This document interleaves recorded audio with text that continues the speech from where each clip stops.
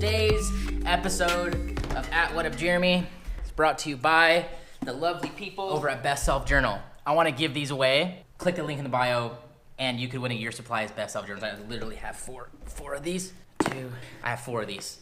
So enter below and you can win. Andreas, thank you for your patience. I suck at email, dude. I suck at a lot of things. I'm gonna answer your question right now. Andreas' question is, I want to ask if you had any experience you can share about building rapport with your clients, which are superstar entrepreneurs. I want to hear from you if you had a specific anecdote, tactic, or experience to share. I do have an experience to share.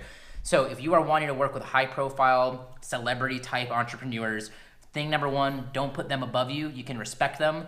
Don't put them on a pedestal. That's one thing I wish I learned very early on. They are no different than you. Here's how I started. One, I had a lot of limiting beliefs around all of this, and I trusted in my coach to help me with this. And this was Brian Harris, who I now work with at Video Fruit.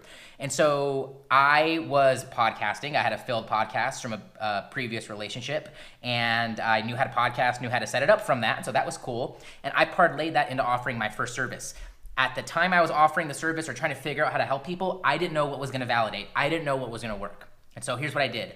I listened to a couple podcasts. So I launched the podcast app on my iPhone at the time, which is probably like an iPhone 4. And I went to, okay, what's my favorite ones? What am I listening to? The last one I listened to, Lewis House, School of Greatness. So I went over to Lewis's site and I did a breakdown. What could I help him with? And I noticed that one, he had a podcast, and two, he had a website where he was building an email list, but his podcast, from what I saw, was not building his email list. I made a little keynote presentation, and I said, hey Lewis, love your show. I noticed on your site you're doing these things, keep it up, that's awesome. But as I was listening, I noticed that no one from your show has a call to action to go and sign up for your list. So here's what I propose. Why don't you give something free and bite-size away on your show to cause subscribers to come back and sign up for your email list?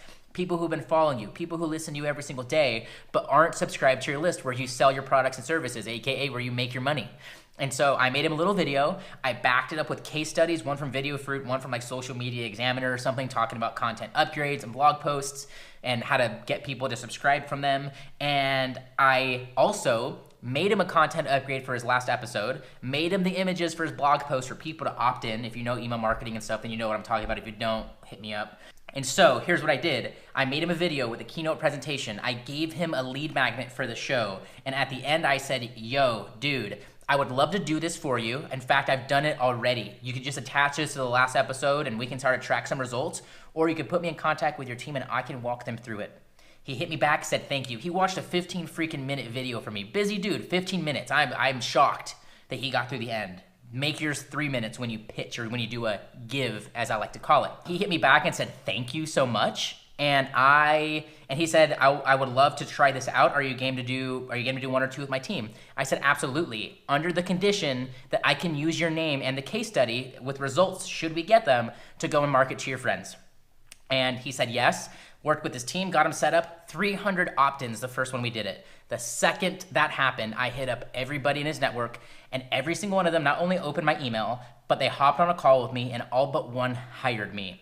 This was at a time where I was out of money, I was cash broke, and I needed money bad. Every last penny I invested was into coaching.